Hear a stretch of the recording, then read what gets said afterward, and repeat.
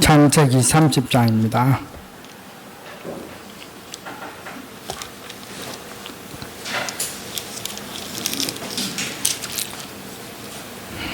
창세기 30장 37절에서 43절입니다.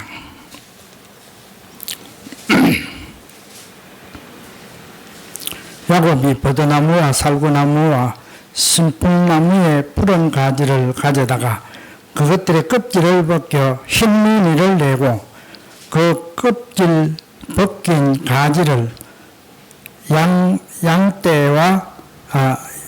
양떼가 와서 먹는 개천의 물 구유에 세워 양떼를 향하게 하며 그 떼가 물을 먹으러 올 때에 새끼를 베니 가지 앞에서 새끼를 뱀으로 얼룩얼룩한 것과 점이 있고 아름진 것을 낳은지라. 야곱이 새끼 양을 구분하고 그 얼룩무늬와 검은 빛 있는 것을 라반의 양과 서로 마주보게 하며 자기 양을 따로 두어 라반의 양과 섞이지 않게 하며 튼튼한 양이 새끼 뵐 때에는 야곱이 개천에다가 양떼의 문 앞에 그 가지를 두어 양이 그 가지 곁에서 새끼를 베게 하고 약한 양이면 그 가지를 두지 아니하니 그렇게 함으로 약한 것은 라반의 것이 되고 튼튼한 것은 야곱의 것이 된지라.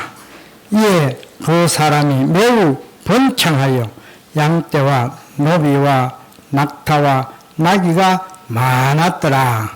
아멘.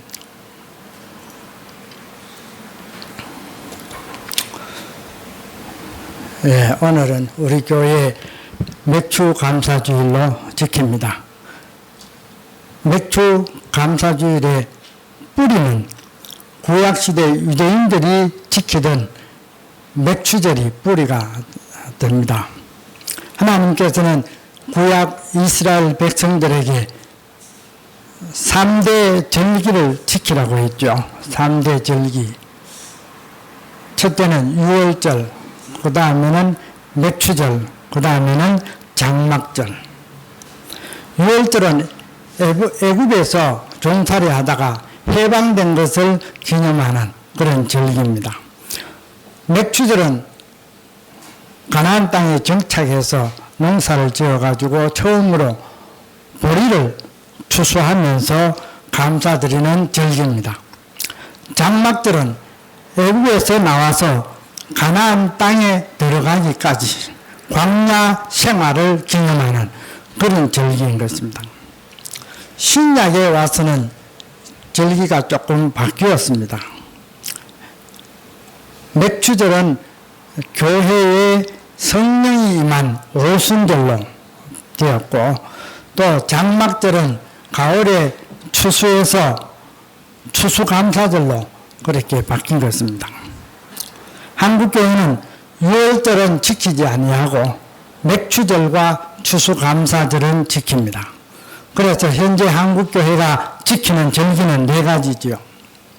4월에 부활절, 7월에 맥주감사절, 11월에 추수감사절, 12월에 성탄절, 이렇게 4가지 절기를 한국교회가 지키고 있습니다. 오늘 본문 말씀은 야곱의 이야기입니다. 제목은 야곱의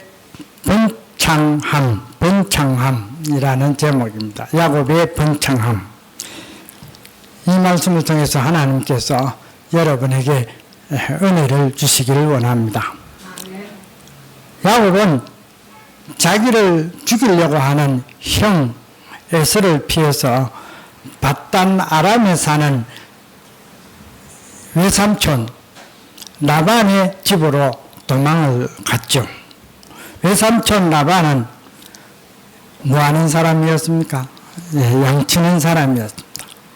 목축업을 하는 사람입니다. 라반에게는 2딸이 있었죠. 큰 딸은 레아, 둘째 딸은 라헬입니다. 야곱이 볼 때는 레아는 외모가 별로이고 둘째 딸 라헬은 외모가 좋았다고 했습니다. 제 눈에 안경인지는 몰라도 하여튼 야곱이 볼 때 라헬이 아름다웠습니다. 야곱이 외삼촌 집에 와서 한 달 정도 지나는 동안에 이 라헬을 사랑해서 결혼을 하고 싶어 했습니다. 그래서 외삼촌에게 말했습니다.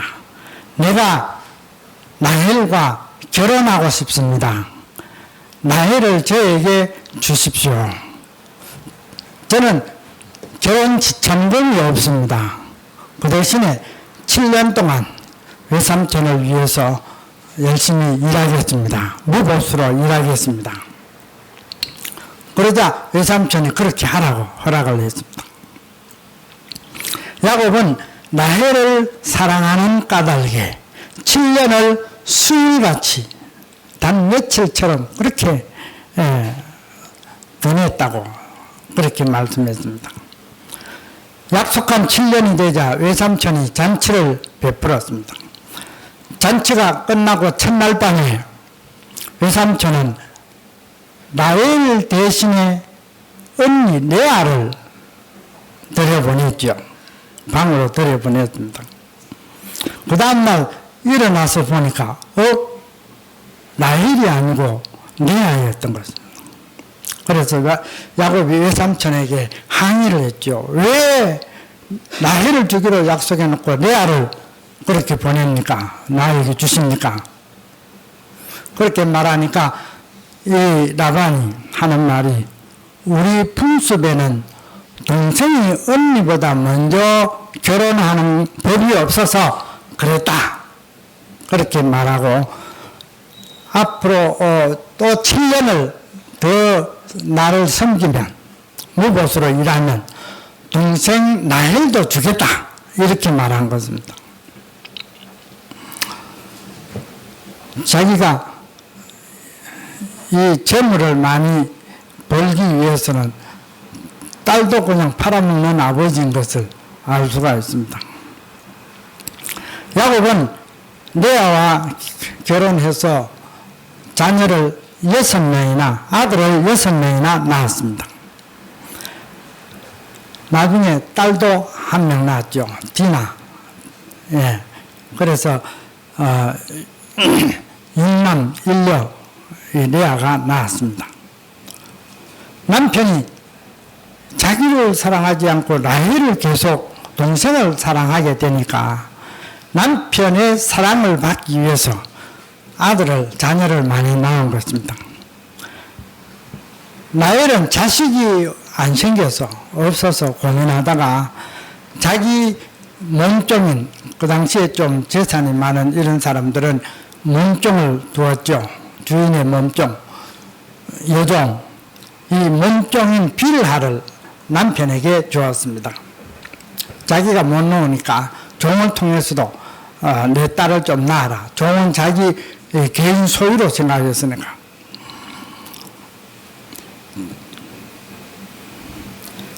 그래서 빌하가 낳은 아들이 2명입니다. 그것을 보고 레아가 시기가 났습니다. 자기 동생 라헬이 여종을 통해서 또 2 아들을 낳는 것을 보고 자기도 여종이 있잖아요. 그래서 자기 몸종 실바를 남편에게 주었습니다. 실바도 2명을 낳았습니다. 이렇게 라헬을 제외하고 세 여인이죠. 레아의 여종 빌하, 또 라헬의 여종 빌하, 또 레아의 여종 실바, 이를 통해서 몇 명 낳았느냐? 10명을 낳았습니다. 아들 10명을 낳았습니다. 하나님께서는 그때서야 라헬의 태문을 열어주셨죠. 그래서 라헬도 아들을 2명 낳았습니다. 요셉과 베냐민 2명 낳았죠. 이렇게 해서 야곱은 4명의 아내를 통해서 낳은 아들이 12명이 되었습니다. 여기서 좀 의아한 부분이 있죠. 무엇이 의아합니까? 하나님은 성경 여러 곳에서 일부 일처제를 말씀합니다. 그러니까 남자가 여러 여자를 거느려도 된다 하는 말씀이 없어요. 하나님은 일부 일처제입니다. 한 남자와 한 여자. 그런데 왜 야곱에게는 아내를 4명이나 하나님이 주시는가? 우리가 그동안 잠깐 살펴본 대로 이 4명의 아내는 야곱이 원해서 얻은 아내입니까? 원한 겁니까? 아니죠. 그러면 하나님이 주셨습니까? 하나님이 주실 리도 없죠. 하나님이 주시지도 아니했고 또 야곱이 원해서 그렇게 얻은 아내들도 아닙니다. 야곱은 누구만 원했어요? 누구만? 라헬만 원했지. 레아는 처음부터 원하지 않았고 외삼촌이 장난을 친 거예요. 그래서 어쩔 수 없이 레아를 받아들이지 아내로 맞이할 수밖에 없었습니다. 그냥 그런 장난 안 쳤으면은 야곱은 사랑하는 여자 라헬과 결혼해서 속닥하게 재미있게 살았을 거예요. 다른 여자들은 생각지도 못했을 거예요. 이렇게 야곱이 의도하지 않게 아내가 4명이나 되었고 아들이 12명 생겼습니다. 이 많은 아내와 아들들 때문에 가장인 야곱이 얼마나 스트레스를 많이 받았겠으며 얼마나 힘들었겠습니까? 경험해본 분들은 압니다. 제가 어느 권사님한테 들었는데 이 권사님은 아들만 셋입니다. 아들만 셋. 그 권사님이 아들 셋 키우느라고 죽을 고생을 했다고 말했습니다. 한마디로 막 그냥 생각하면 지긋지긋하다고 했습니다. 아들끼리 사이좋게 산다면 괜찮을 텐데 아들들이 자꾸 같이 싸우는 거예요. 그런 싸우는 아들 밑에서 엄마가 얼마나 힘들었는지 그렇게 저한테 이야기했습니다. 그런데 야곱은 아들이 몇 명입니까? 3명이 아니고 12명이나 됩니다. 또 아내는 4명이나 됩니다. 서로 사이좋게 살았겠습니까? 아니지요. 배다른 아들들입니다. 4명의 배다른 아들 모이면 싸웠을 거예요. 아마 그냥 하루도 바람 잘 날이 없었을 것입니다. 여기서 우리는 하나님의 경륜을 보게 됩니다. 야곱이 12아들을 낳았죠. 이것이 우연한 일일까요? 12아들 낳은 것이. 야곱은 11명 낳을 수도 있고 13명 혹은 14명 낳을 수도 있죠. 그런데 딱 12명으로 멈췄습니다. 이것이 우연한 일이겠습니까? 아니죠. 하나님은 야곱의 후손들을 무엇으로 삼으셨어요? 하나님의 백성, 이스라엘 백성으로 삼으셨어요. 이스라엘 백성은 몇 지파입니까? 12지파. 야곱의 아들들 12명이 각각 한 지파, 12지파 되게 하시고, 그리고 신약에 와서 예수님의 제자들이 몇 명입니까? 12명. 구약 대표 12지파, 신약 대표 12제자. 이렇게 하나님은 맞추신 거죠. 이것이 우연한 것 같지만 우연한 일이 아니다. 하나님이 배후에서 그렇게 경륜하셨다 하는 것입니다. 라헬이 처음부터 아들 낳았다면 자기 몸종까지 아들을 낳도록 그렇게 하지 않았을 것입니다. 레아와 여종들이 10명을 낳은 후에 라헬이 아들을 낳도록 해서 12명이 되게 하신 것입니다. 야곱은 외삼촌 집에서 몇 년 일했습니까? 외삼촌을 몇 년 섬겼어요? 예. 레아를 위해서 7년, 또 사랑하는 라헬을 또 얻기 위해서 7년, 14년을 섬겼습니다. 야곱이 어떻게 외삼촌을 섬겼는지 한마디로 말한 구절이 있습니다. 창세기 31장 40절에 보면 야곱은 낮에는 더위와 밤에는 추위를 무릅쓰고 눈 붙일 겨를도 없이 열심히 일했다. 그렇게 말하고 있습니다. 그렇게 일한 결과, 야곱이 그렇게 일한 결과 외삼촌은 부자가 되었다고 했습니다. 외삼촌이 부자가 되었지만 야곱은 아내 4명하고 아들 12명하고 그뿐이에요. 재산은 없어요. 다 외삼촌 거예요. 자기 건 없어요. 그런데 이 야곱이 사랑하는 아내 라헬이 요셉을 낳는 것을 보고 정신이 번쩍 들었습니다. 여기서 외삼촌 종노릇이나 하다가는 영원히 부끄러운 남편, 자기 재산 하나도 없는 영원히 부끄러운 남편, 부끄러운 아버지가 될 것이라 하는 생각이 들었습니다. 이제 나도 여기에서 독립을 해서 여기를 떠나 내 고향으로 돌아가야 되겠다. 그런 생각을 한 거죠. 레아가 자녀들을 많이 낳을 때만 해도 그런 생각 못 했습니다. 왜냐하면 사랑하는 여인이 아니기 때문에. 그러나 사랑하는 아내 라헬이 요셉 낳는 것을 보고서 그런 생각을 한 거예요.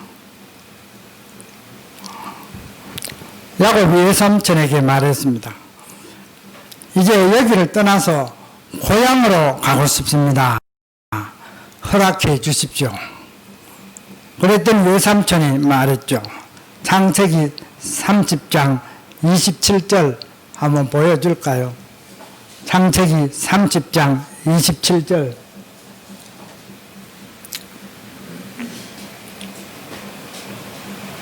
네. 여호와께서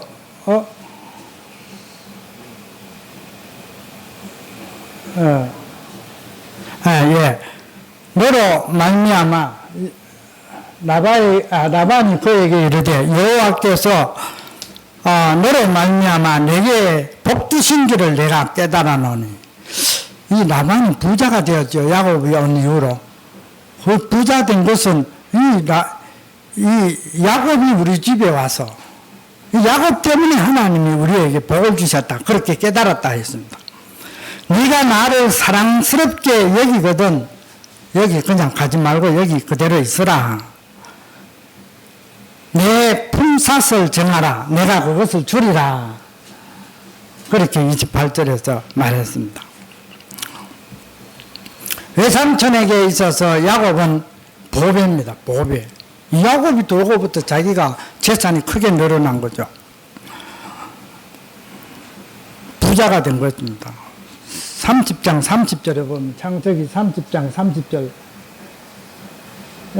30장 30절 보면은 내가 오기 전에는 외삼촌의 소유가 적더니 번성하여 때를 이루었으니 내 발이 이르는 곳마다 여호와께서 외삼촌에게 복을 주셨나이다.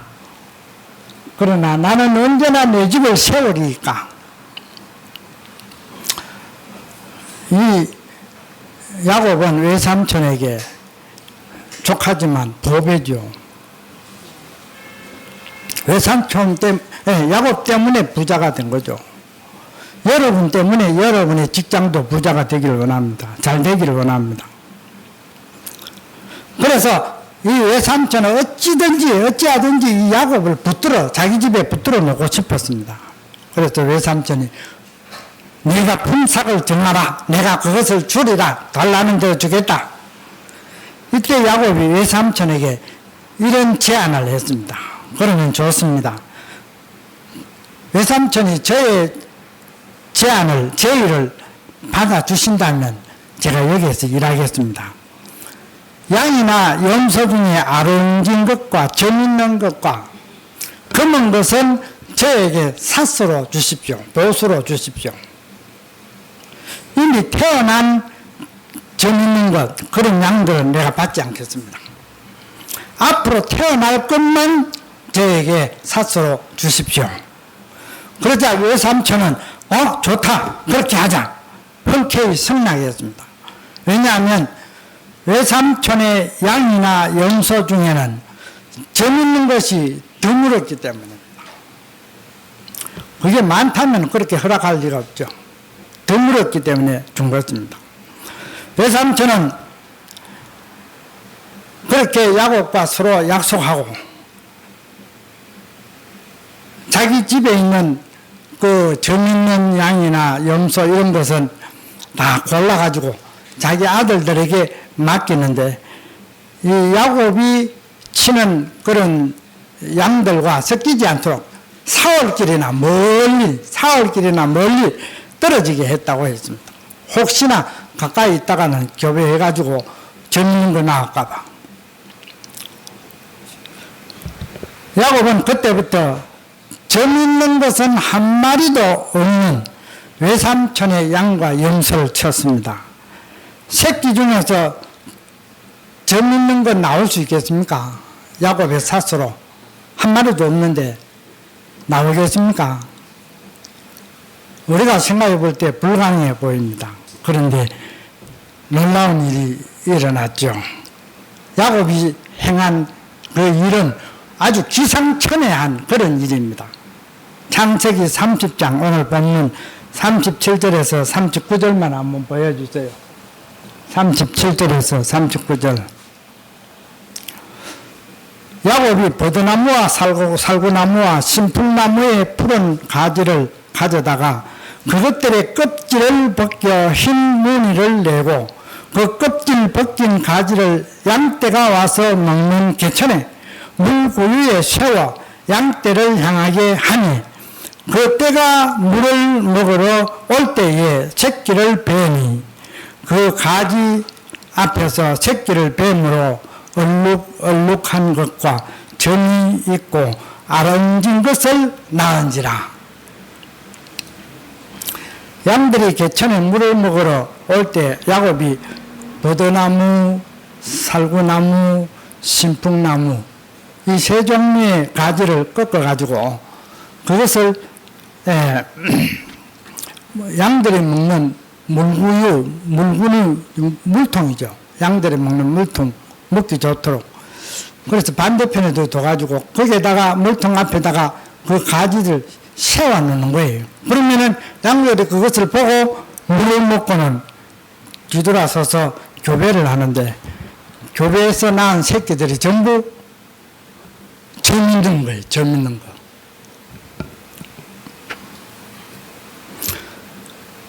양들 가운데 특별히 약한 양이 오면은 그 세워 두었던 것을 치워버렸습니다. 100% 그냥 다 얼룩얼룩하면 곤란하잖아요. 그래서 좀 덜어 외삼촌 것도 있어야 되니까 그 대신에 외삼촌 것은 약한 양이 오면 치워버려가지고 점 있는 걸 안 놓도록 하고, 실하고 튼튼한 그런 양이 오면 세워둬가지고 점이 있는 양을 베도록 그렇게 한 것입니다. 이렇게 해서 약한 양은 외삼촌의 소유가 되고 실하고 튼튼하고 점 있는 양들은 다 야곱의 소유가 되었습니다. 이전에는 점 있는 양들이 더 물었는데 이제는 반대가 된 거예요.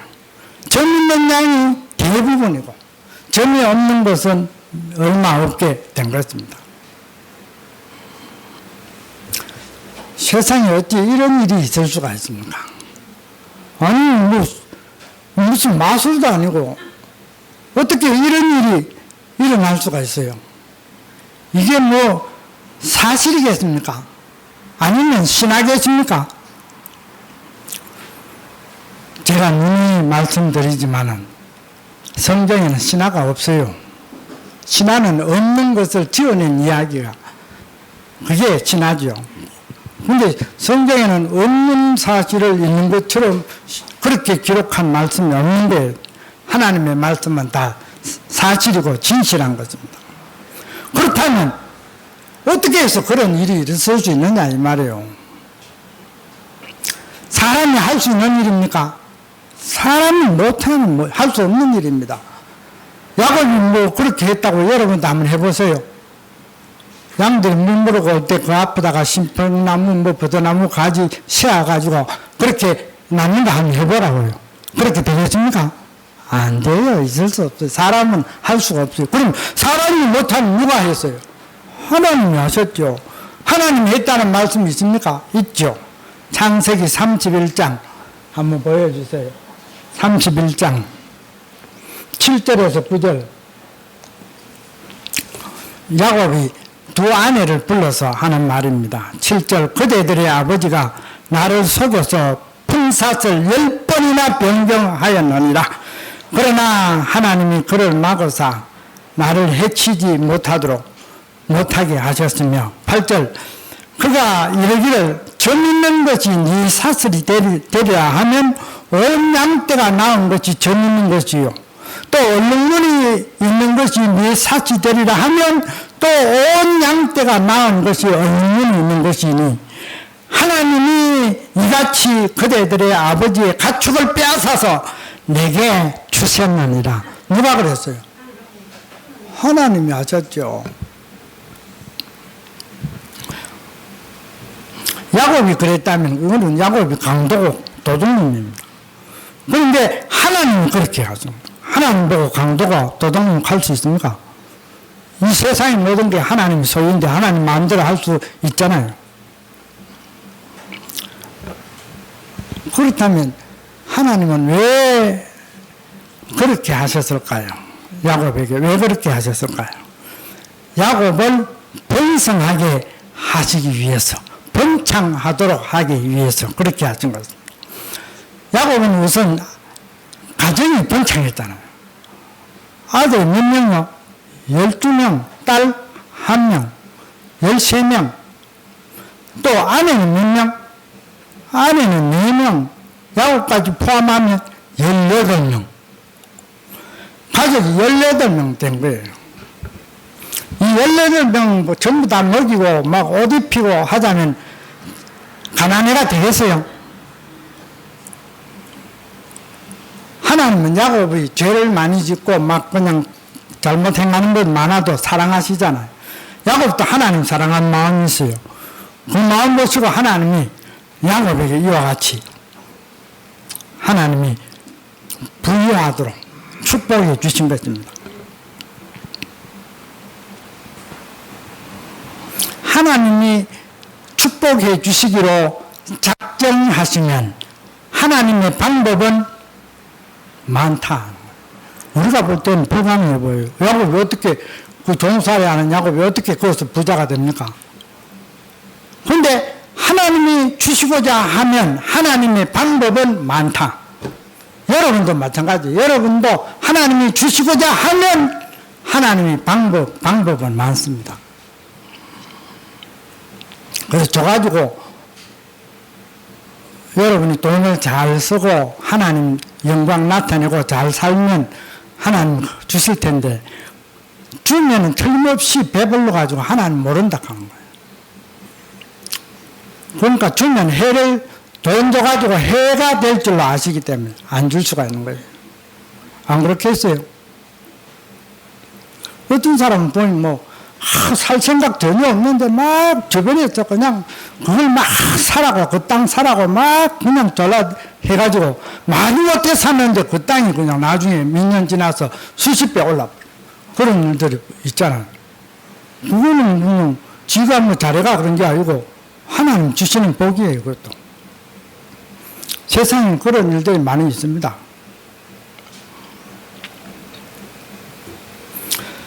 부자들은 그러면 다 하나님이 축복해 주셔가지고 부자 되느냐? 그것도 아니에요. 왜냐하면 열심히 노력하고 열심히 공부하고 막 그냥 목표를 두고 달려가고 이런 사람 어때요? 예, 성공하고 출세하고 부자도 되기도 합니다. 삼성의 이병철 씨나 현대의 전주영 씨는 예수 안 믿어도 돈 버는 재능이 아주 특출한 사람들이죠. 우리나라 경제 발전에 큰 공로를 세운 사람들입니다. 어떤 분이 좀 과장해서 말하기를 이분들과 같은 사람은 이병철이나 정주영 같은 사람들은 5,000년 역사에 한 명 나올까 말까 한 사람이다. 이런 말을 하는 것을 들어보았습니다. 하지만 그들이 많은 돈을 벌었다고 해서 그 돈이 자기 자신에게 행복을 주었을까요? 자기 자신에게 행복을 주었다고 말할 수가 없습니다. 오히려 그 많은 돈을 벌고 관리하느라고 남들이 알 수 없는 엄청난 스트레스와 고통을 겪었을 거예요. 돈이 결코 행복을 주지 못합니다. 한국 경제 발전에 큰 공로를 그들이 세웠으니까 하나님이 그들이 죽은 이후에 천국에 들어가게 했겠지. 그럴까요? 이병철, 정주영 죽어서 천국 갔겠습니까? 한국 경제 발전에 엄청난 공로를 한 사람들이니까 하나님 그 공로 보시고 천국에 들어가게 했겠지. 그럴까요? 아니에요. 천국에 들어가는 것은 그런 공로로 들어가는 게 아니에요. 천국은 오직 예수 믿는 것 이외에는 들어가지 못합니다. 그러면 그의 인생은 세상 사람들은 칭송하지만 하나님 보실 때는 아예 그냥 천국에도 못 들어오게 하신 거죠. 야곱이 이렇게 기만한 방법으로 외삼촌의 양떼를 다 자기 소유로 만들어 버리게 되니까 어떤 결과가 왔는지 아십니까? 어떤 결과? 창세기 31장 1절과 2절 좀 보여주세요. 31장 1절과 2절.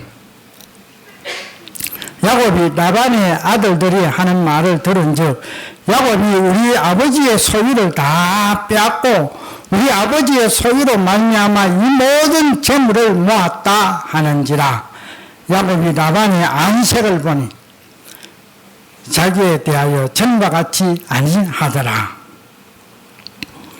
야곱의 라반의 아들들이 하는 말이 아버지 재산 저는 야곱이 와가지고 다 뺏어간다. 아버지는 아이고 뭐 그거는 내하고 약속해 있는 거기 때문에 어쩔 수 없다 그렇게 생각하면 될 텐데 안색이 변한 거예요. 그 말은 뭘 말합니까? 속으로는 분이 치솟았단 말이에요. 이놈이 내 재산 다 뺏어. 내 딸 다 뺏어가더만은 이제 내 재산까지 다 뺏어가네. 그런데 대놓고 말을 못해요. 왜 그러냐? 약속을 했기 때문에 뭐 강제로 뺏은 것도 아닌데 뭐 약속해가지고 그렇게 됐는데 저놈이 기술이 참 희한한 기술 갖고 했네. 그런 생각했겠죠. 어쨌든 하나님은 그렇게 생각하셨다고 생각 안 할 거예요. 믿음 없는 사람이니까. 외삼촌 라반은 사기 근성이 많은 사람입니다. 7년 동안 자기를 섬기면 보수 안 받고 섬기면 야곱이 좋아하는 라헬을 주겠다고 약속해 놓고 막상 7년 후에 결혼식 할 때는 약속을 어겨버려. 야곱이 그 약속 어긴 데 대해서 항의하니까 그러면 7년 더 일해라. 그럼 내가 라헬도 주겠다. 돈 버는데 그냥 딸을 이용하는 겁니다. 그래서 야곱은 14년 동안 무보수로 외삼촌을 위해서 죽을 고생을 했죠. 야곱은 두 아내 레아와 라헬에게 한 말 다시 한번 31장 5절과 7절 보십시다. 31장 5절과 7절. 그들에게 이르되 내가 그대들의 아버지의 안색을 본즉 내게 대하여 전과 같지 아니하도다. 그러할지라도 내 아버지의 하나님은 나와 함께 계셨느니라.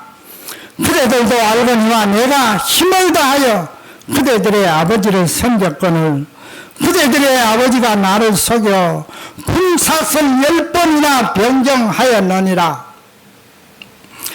야곱의 이 말은 외삼촌이라는 사람이 얼마나 교활한 사기꾼과 같은 그런 인간인가를 말해주고 있습니다. 라반은 물질에 대한 지나친 욕심을 가지고 약속 어기기를 식은 죽 먹듯이 했습니다. 입으로는 하나님, 여호와 하나님 말하면서 믿음은 전혀 없는 그런 사람이었습니다. 그래도 부자가 됐죠. 누구 덕분에? 야곱 덕분에. 그 많은 재물을 가지고서 라반은 행복했을까요? 그의 말년을 성경에서 말해주고 있지 않지만 아마도 그의 말년은 비참했을 거예요. 요즘 우리 사회의 최고의 화제가 서울시장 박원순 씨 이야기죠. 그는 인권 변호사가 되어서 활동하다가 출세한 사람입니다. 특히 여성들이 남성들로 인해서 차별당하고 고통당하는 것을 보고 변호사로서 대신 싸워준 페미니스트입니다. 페미니스트. 그러다가 시민운동에 참여해서 시민운동의 대부라는 그런 말까지 들었습니다. 그 후에는 정치에 뛰어들어서 서울시장 3번이나 당선되었습니다. 서울시장 하면은 권력이 대통령 다음이라 할 정도로 막강합니다. 이뿐 아니라 여권의 여당 쪽에 있는 그런 대통령 후보감으로 유력하게 거론되는 사람입니다. 그는 대단한 성공자라 할 수 있습니다. 그런데 갑자기 자살을 했습니다. 우리나라뿐만 아니고 전 세계의 많은 사람들에게 충격을 주었습니다. 왜 자살했습니까? 왜 자살했습니까? 여러분 잘 아시죠? 서울시장에 당선된 이후부터 성추행을 한 여비서가 경찰에 고소한 까닭입니다. 그것을 듣고서 그만 감당을 할 수가 없어 자살한 거죠. 그의 성추행은 한두 번에 거친 것이 아니고 수년 동안 계속 되어져 왔다고 했습니다. 그의 가면을 벗겨버리니까 아주 추악한 내면이 드러난 것입니다. 겉으로는 깨끗한 척하지만 실제로는 성추행을 일삼는 추악한 사람이었습니다.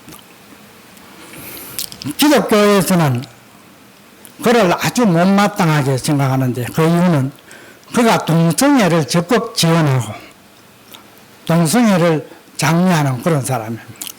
그는 말하기를 나는 한국에서 동성애가 합법화되기를 간절히 원한다. 그런 말을 했습니다.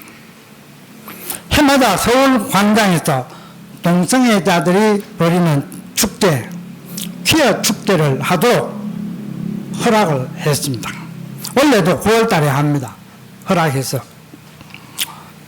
한국교회가 동성애 축제, 퀴어 축제를 하지, 서울광장 사용하는데 허락하지 말도록 강력하게 여러 차례 요구했지만 다 묵살당했습니다. 그의 출세와 성공이 그에게 행복이 되었습니까? 마지막은 비참하게 된 것입니다. 죽음이 그의 삶 전체를 다 말하는 것입니다. 야곱도 외삼촌 라반 못지않게 사기 성향이 강한 사람입니다. 형의 장자권을 빼앗아서 자기 것으로 삼았죠. 장자의 축복을 받기 위해서 아버지를 속였습니다. 욕심도 많았습니다. 하지만 그의 사기성이나 그의 욕심, 이것은 점점 세월이 가면서 사라져가고 나중에는 거룩한 사람이 되어서 그의 별명이 이스라엘이라는 이름이 되었고 애굽 왕 바로 앞에 가서 바로를 축복하는 그런 사람이 되었습니다. 야곱에게나 라반에게나 박원순 시장에게나 공통적으로 마음에 있는 것이 무엇입니까? 이들에게 공통으로 있는 마음에 있는 것, 그것은 부패 타락한 아담의 본성입니다. 부패 타락한 아담의 본성, 이게 그들에게 있습니다. 그들에게만 있습니까? 아니에요. 오늘 우리에게도 있는 것입니다. 이 부패 타락한 본성이 점점 가면 갈수록 증가하는 사람이 있는가 하면은 점점 소멸되어 가는 사람이 있어요.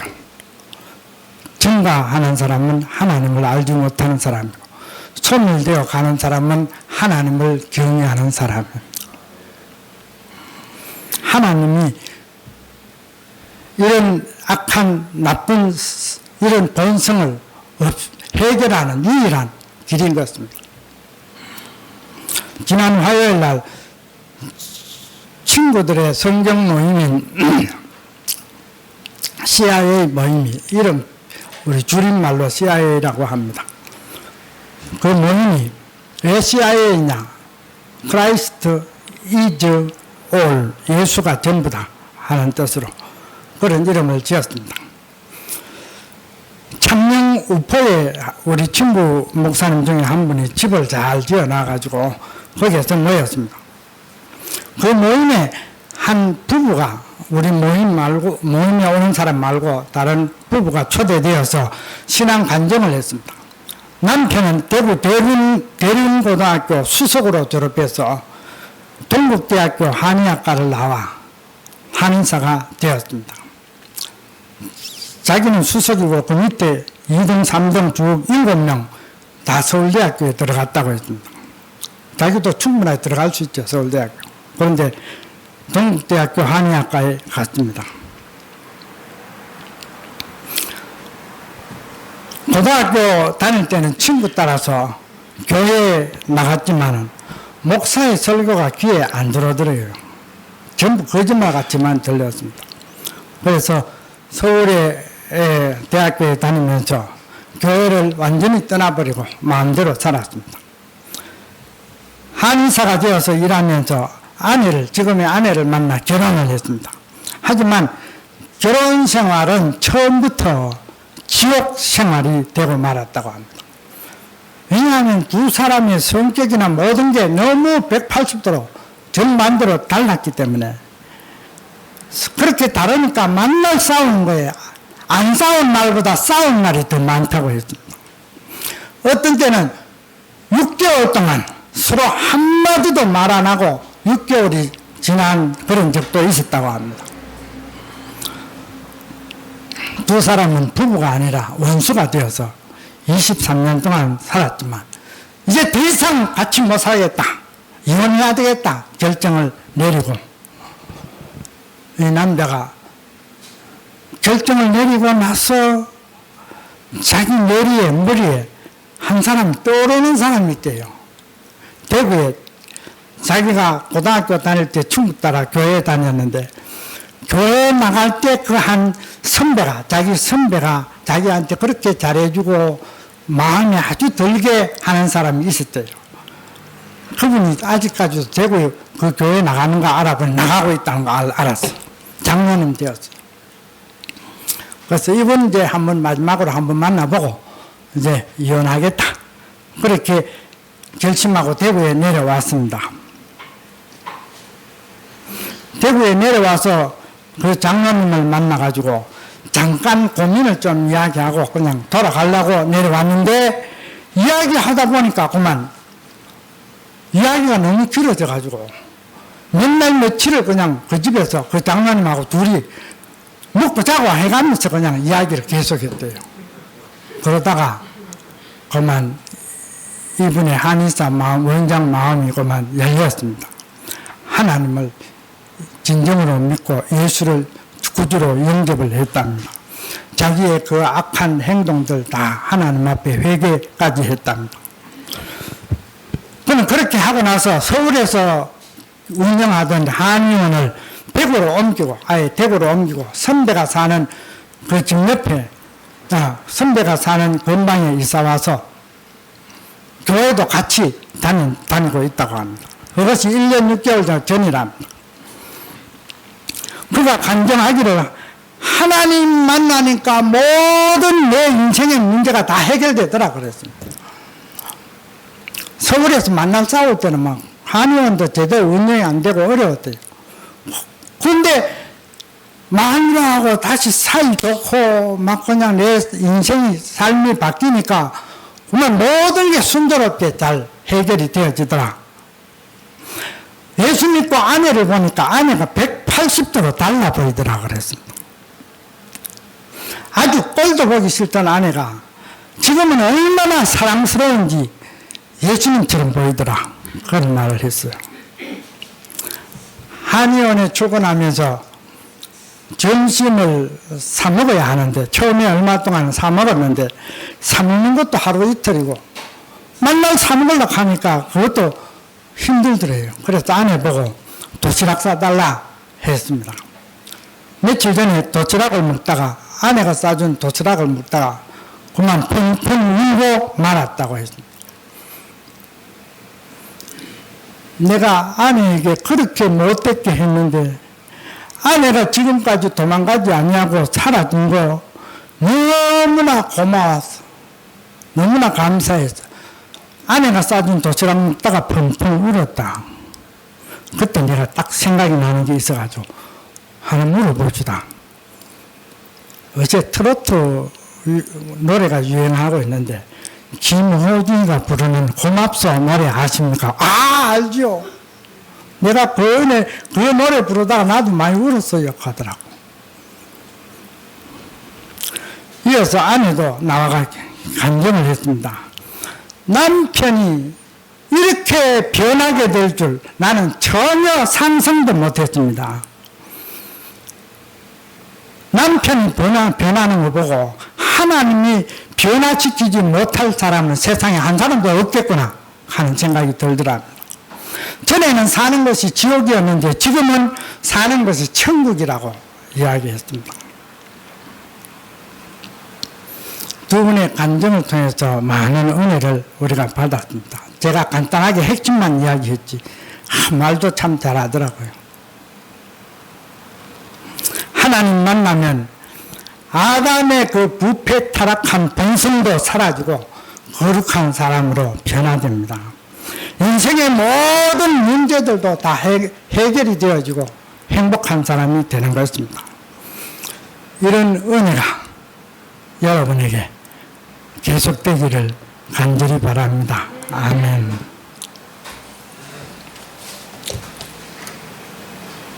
310장 전송하겠습니다.